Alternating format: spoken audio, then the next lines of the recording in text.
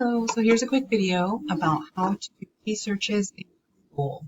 So as we get into some of the assignments, it's going to be really important to use your own impressions and to pick up on how your ideas relate to the subject matter, content, and work of art.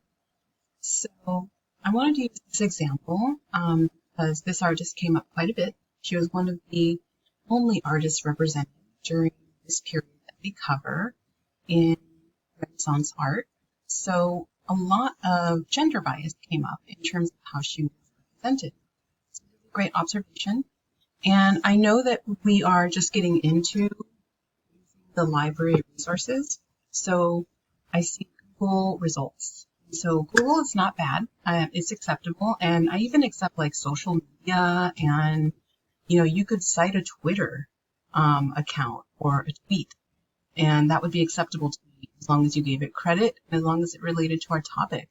So here's an example of Google results and how you can enhance the words that you use in your search in order to get better results. So when you type in something like feminist, it means that you're looking at a search that is going to find sources, that is going to propose or examine like a feminist interpretation of that work of art in art history. And I always find that it's helpful to type in art history, since that is like the discipline that we're looking in, and it'll help to narrow the searches so that your sources are going to directly relate to art history. So that's how to be really efficient in your searches. And you can do this for any class. So let's look at some of the results when I did that key search. All right, so this is a pretty common but introductory level source. Of course, so is Wikipedia. I don't have anything against Wikipedia, but it is a platform that is created by anybody, not necessarily people who are informed to a significant degree about a topic. Very generalist source, which is fine. You can start there and then look at the bottom of the entries and see where like perhaps there are more research sources. But let's move on. I want to move on to really great sources that you can get. So one of the strategies is to look for the EDU. Since we are taking a class, we're in an educational context, right? And you can count on an educational institution to value a certain level of research to be done. So that means the person has dedicated some time to the source, has talked about it, has contemplated their ideas, and then presented them to us.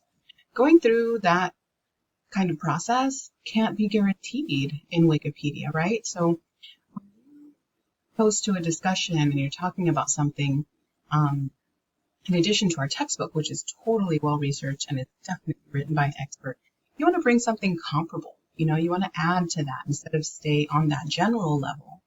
So this would be a good one. Let's click on that. And it's a PDF, which is promising, only 6 pages, which means I could definitely read it. And so here you are finding a source that is featuring this artist. That is a great start, right? We're talking about how, Vasari only mentioned her kind of in passing and kind of reduced her to just a woman whose personal affairs were more interesting than her artwork, right? So that's doing her an injustice. Here we have a writer who is not talking about a bunch of people. They're just focusing on her. So that is centering her. That's giving her some representation. And, you could download this and see if there are some excerpts here, prose perspectives, or, like an alternate interpretation of Vasari's text. And so that the person has looked at Vasari's stuff because it's right here. Indeed, the quasi-iconic status enjoyed by Vasari's text helped the proposed likeness between artist and image to be cast, quite literally, in stone. But when Vasari's portrayal of the sculptress as a poor, love-stricken young woman who came to succeed most perfectly in everything except in her unhappy passion, was conjoined with Lamazzo's suggestion that her unrequited passion made her as tragic a figure as Medea and Sappho. The image of the Bolognese artist suffered a critical blow. What a great text. Now we know this writer is aware of that gender bias. That's what we're looking for. So this is a great source. I would definitely recommend it. So there's 2 lessons. Use key searches, type in some words that pertain to your perspective that you're interested in, and look for educational sources. Now, another great source is, there are a lot of websites that are dedicated to art, but there's varying degrees of the substance of the sources. I see Hyperallergic here. They're a really great source. I like using them, and they're fun to read. A lot of their writers are young and emerging scholars. I always like to give representation to young scholars because that could be you one day. So just based on the title, I see that this is going to be an article that is going to give us some representational justice and center women in terms of like an article that covers a time that didn't center women.